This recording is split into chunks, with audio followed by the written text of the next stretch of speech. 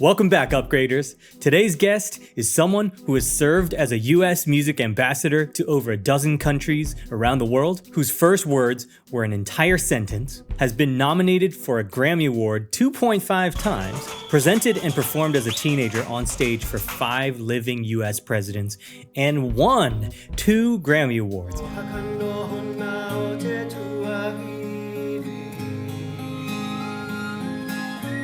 For playing the cello and the trombone. And that guest is yours truly, Dana Leong. Today, we're diving into perhaps the most asked question that I ever get. How do you win a Grammy Award?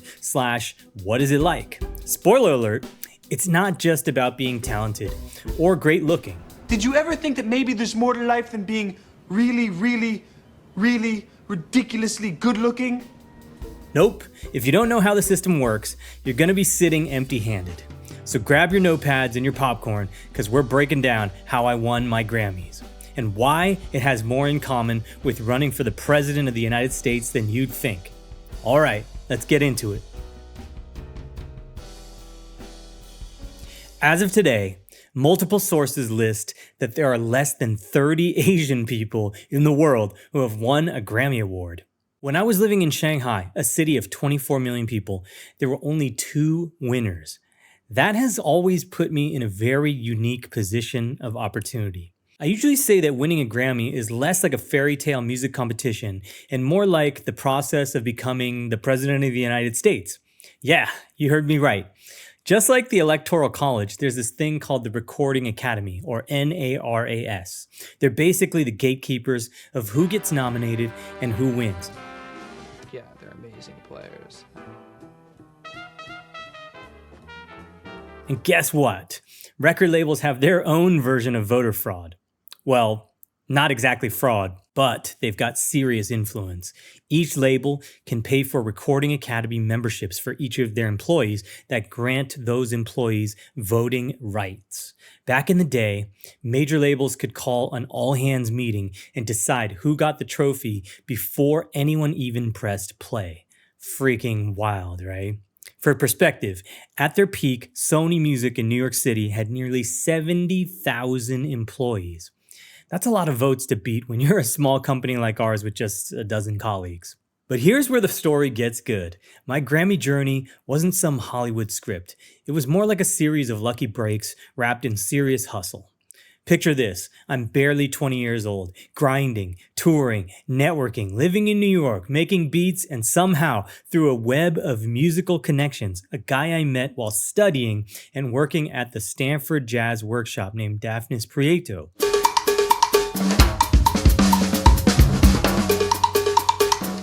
introduces me to saxophonist Steve Coleman,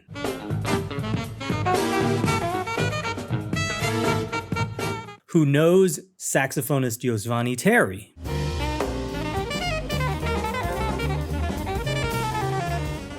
who hooks me up with bassist John Benitez, who is connected to pianist Alon Yavnai,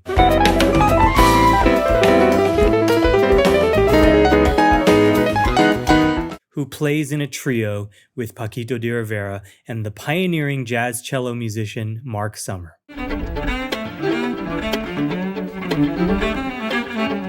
Now, Pakito, he's the real deal godfather of Latin jazz in New York City. This dude works with Yo-Yo Ma on the Grammy-winning album Obrigado Brazil.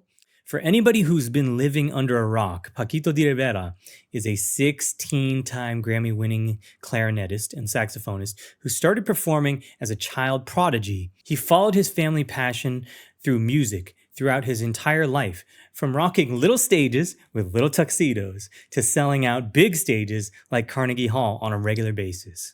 He and 22-time Grammy-winning cello-playing stalwart of the classical cello, Yo-Yo Ma, collaborated on a number of times on stage and in the studio. But when Yo-Yo Ma and jazz cellist Mark Summer weren't available, Pakito needed to find somebody that was closer to the home base in New York City. Enter me. Timing, luck, and skill all lined up like the trains of Times Square. The first day Pakito invited me to his house, he laid a phone book's girth of sheet music in front of me and he said, "Let's read through some of the classics."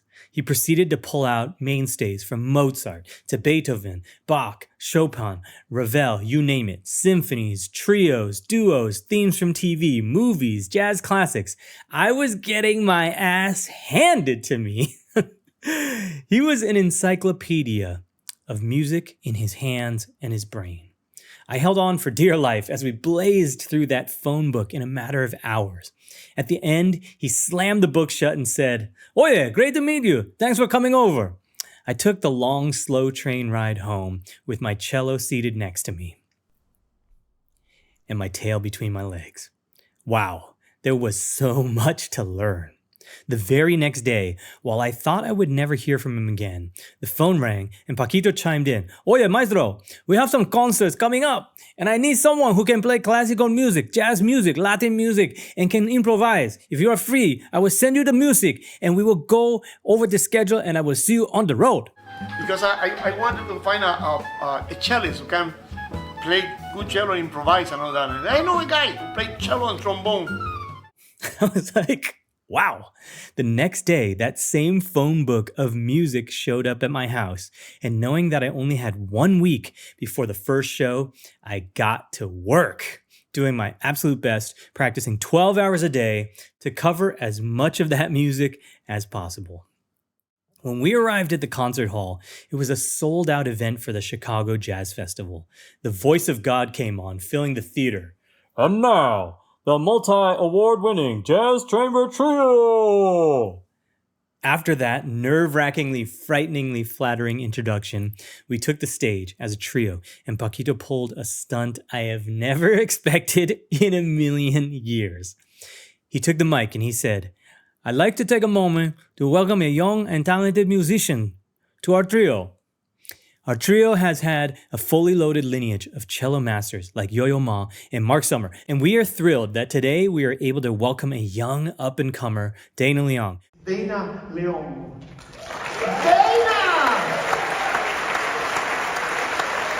Who will celebrate joining this trio by playing a solo piece for you."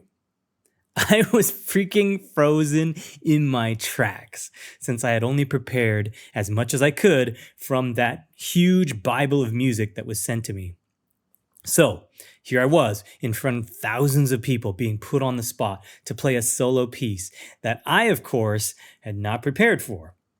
Fortunately, after some thought, I pulled out a heartwarming version of the movie theme to the old Brazilian movie, Black Orpheus, and I didn't get fired on the spot. That trio went on to tour all over the place for the next few years. And after 6 full years, dozens of concerts, a collaboration on my album, Leaving New York,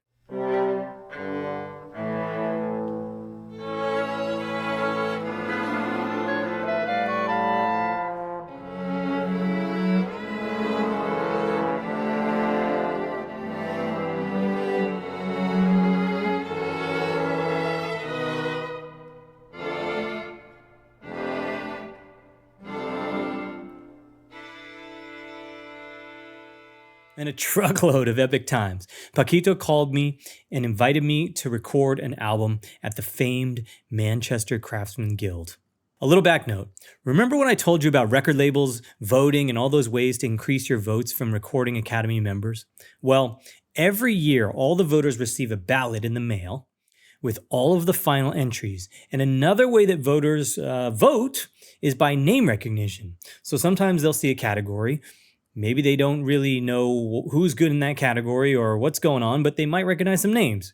Though you, as a TV viewer of the Grammys, usually only see about a dozen categories, as of 2025, the Grammys have a mind-blowing 94 categories, ranging from Best Album of the Year to obscure categories such as Best Album, Cover Art Design, and the Best Polka Album. However, it was to be noted that the few years before my invitation, Pakito had already recorded 2 other Grammy Award-winning albums at the Manchester Craftsmen's Guild with the same production team, the same label, and even some of the same musicians. Therefore, If this proposed album were to appear on ballots, it had some excellent name recognition for any professionals in the music industry. So a tiny little flame of hope in the back of my mind, that is, said to me, this could be the moment that Pakito de Rivera is inviting Dana Leong to win a Grammy. Once we confirmed the dates and times, what made it even more of a tightrope walk was that they decided to record the album in front of a live studio audience. Jesus. I always say that as a musician, we are the product. The quality of our live performances and the quality of our creations are directly related to our customer base and our sales. A great performance could mean the difference between merch flying off the tables after the show, lines of people wanting autographs, and the chance at one of music's greatest awards. Or nothing at all. No pressure, right? When we got to the venue, we were met with an all-star cast of jazz musicians. Dave Samuels, who spent many years with the group Spyro Gyra, was there playing the vibraphone. Edmar Castaneda, who is one of the most interesting, funky Latin folk harp performers to ever do it, was just getting started back then. Alon Yavnai, whom I mentioned before, was playing the piano. The engineers Jay and Marty Ashby, who frequently worked with Phil Collins, were engineering, and the list goes on. As usual, we opened the show with just the trio, giving the audience the chance to warm up with us before an entire all-star cast of musicians from North and South Americas all joined the stage. I was given the pleasure and the pressure of having the very first solo of the night. In a live jazz recording, that first song and that first solo can always set the tone. If you knock it out of the park, it calms all nerves. Audience is with you, everybody's ready to roll. If you fall off the tightrope, then that act can also have a domino effect. I've had the lead-off solo a few times in my career, and I used to joke with my friends that I should have it on my business card, icebreaker, because I like to win, and I do even better under pressure. In music, that is. Man, that night was a blast. And then it became a distant memory as the album went into editing, duplication, distribution, and then through the application nomination voting process for the 2011 Grammy Awards. Given the crazy politics, we opted not to attend the awards show that year. After all, the small probability of winning against a sea of amazing artists in the world, the fact that I've been nominated multiple times, dressed up, went down the red carpet, sat through the awards show, only to not hear our names be called was, more than me to handle for another time. There wasn't another go around with that for me. Instead, we decided to prioritize work and making money, so we went on tour. I still remember that night. We were on stage when someone came on in between two songs and whispered, "Hey, you just won 2 Grammy Awards." After which we yelled out to the audience, "Hey, everybody, we just won 2 Grammy Awards. Everybody go nuts." So to answer the question, what is it like? Yes, it is damn amazing. For the next season, everything just works better. You have better opportunities, maybe you get more money, people have you at the top of their minds, but just like with any other accomplishment, you're only as good as your last one. So after a highlight season, I decided to take on new challenges. That same year, we were riding the ultimate high. My mom's home region in Sendai, in Japan, was struck by the earthquake, tsunami, and nuclear disaster. It was during that time I felt completely hopeless. Disaster strikes just for a moment, but it changes lives forever. I wanted to find a way to help people using music. Since I'm not a medical first responder, nor am I a developer who could help rebuild the devastated areas. After a lot of thought, I recognized that there were many other musicians, artists, and their families from around the world who had lived through similarly devastating stories. That's how I came up with the idea to create tectonicmusic.org, so we could grow communities of artists who collaborate to relieve trauma in the world and to help raise funds for affected disaster areas. But that's for another story. Here's the cold, hard truth. Winning a Grammy requires 3 things. Talent. Obviously, you gotta bring the heat musically. Strategy. You gotta know the system. You gotta build your network and position yourself strategically. Timing. Be ready when opportunity knocks, because if you're not, someone else will answer the door. Remember, whether you're chasing Grammys or greatness in life, surround yourself with people who push you higher. At the end of the day, winning a Grammy feels amazing, but let's be real, it doesn't make you immune to BS. What it does do is remind you that sometimes life rewards the hustle. So stay grinding, stay safe, and stay strong. All right, guys. Thank you so much for tuning into that episode. I hope you enjoyed the special edition of the very first solo episode with yours truly. Many more to come. Make sure that if you enjoyed what you saw, smash the like and subscribe buttons, drop a comment, leave a share for your friends and family and communities. We appreciate you so much. We have our Patreon page, as always, where you can get the up-to-date exclusive pre-releases of all of our content and much more. So go ahead and jump on over there and take a look at what's available. And stay with us. We got a lot more coming in the pipeline. Stay safe, stay strong.